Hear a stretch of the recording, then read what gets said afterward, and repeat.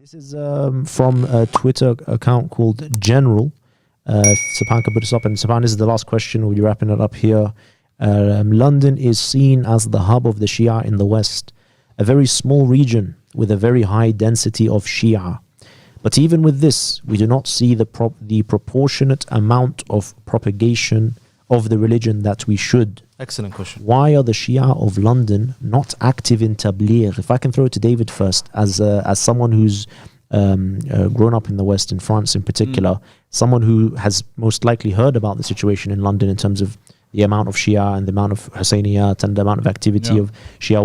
What's your view on this? Is he correct? Firstly, is the proportion out of place? Yeah, that's correct. Because with the number of Shia in London, there's no so much Tableegh. There's nothing actually. Right. For me, there's nothing. That's what it looks like to you from someone. From outside, it's looked at. There's empty. There's nothing. They just care about their community. They do their majalis. They do their stuff, but they don't really care about the other people. And no doubt, the majalis and the community work is brilliant. That's good. No one's saying that's bad. That's good, but you're not seeing Tableegh in its essence. No, that's good, but that's bad also because they used to do that like a cultural things. Yeah, it turned into like a cultural practice. Just cultural practice. Right. They used to go one times a year to the lectures for Moram and so on. That's all. Yeah. No, I can't disagree. But the thing is, Brother David, when you say there isn't any Tableegh, I think many Shia will turn around in London and tell you no, there is Tableegh. But then the question comes now, David, is what's your definition of Tableegh? What is actual Tableegh in terms of Shia Tableegh?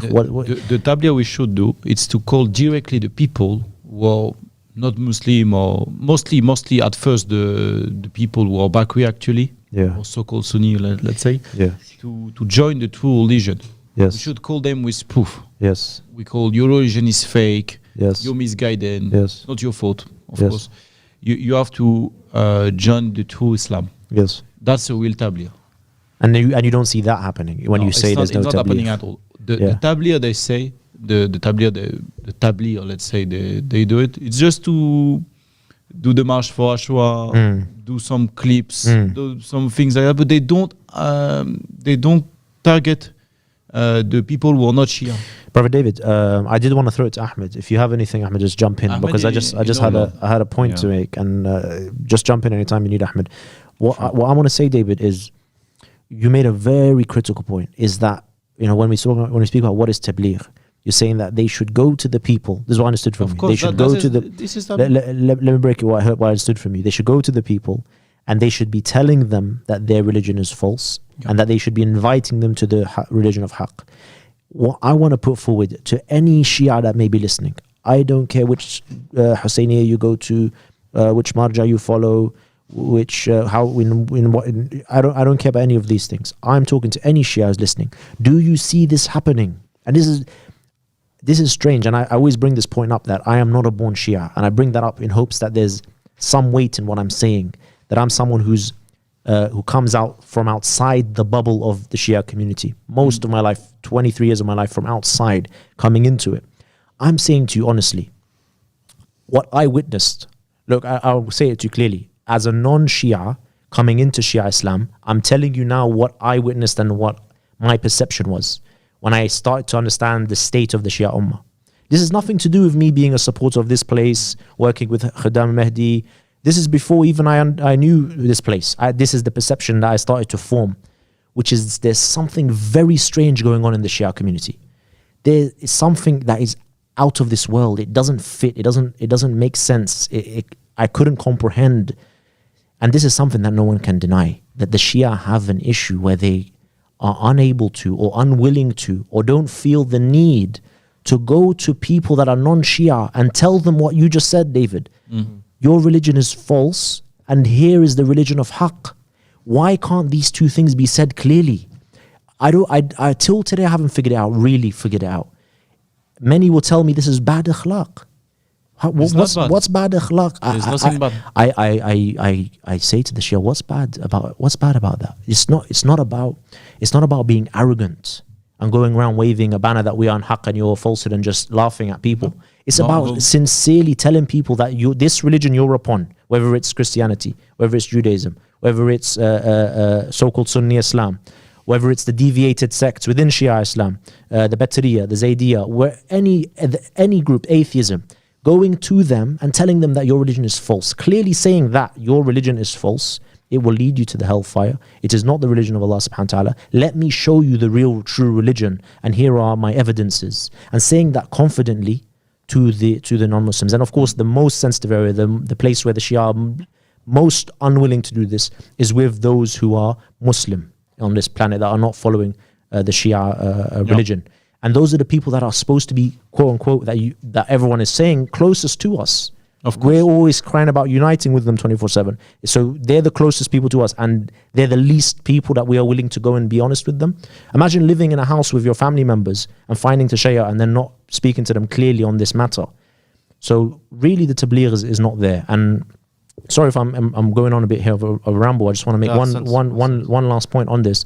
Is, for example, just to take an example of and I'll end it on here. Subhan is waving to me. Yeah, last point, brother.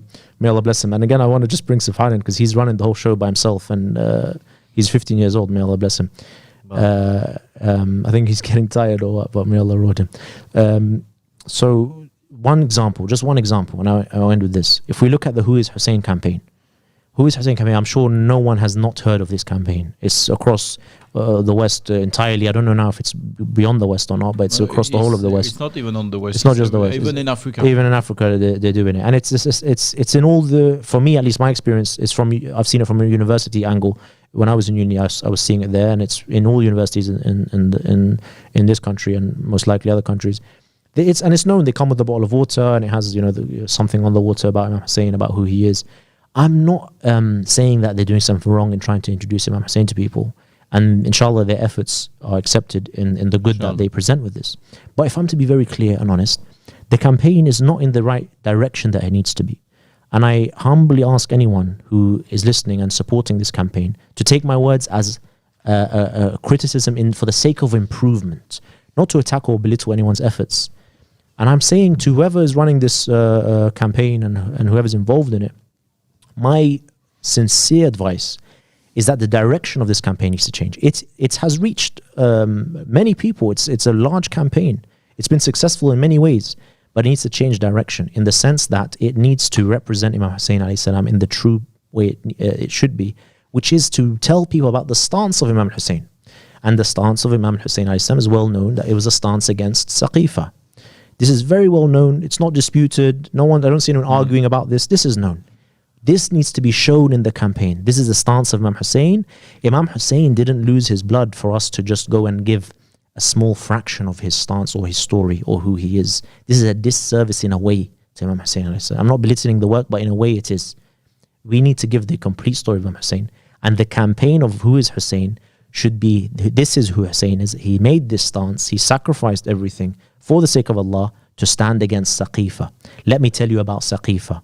Let me tell you about how Islam turned and was shifted into a corrupt, political, power-hungry, tyrannical, terroristic system. And the true Islam was sidelined. And here it is. Let me tell you about this true Islam. If the campaign changes this into this direction, you will be seeing converts in numbers that you haven't imagined.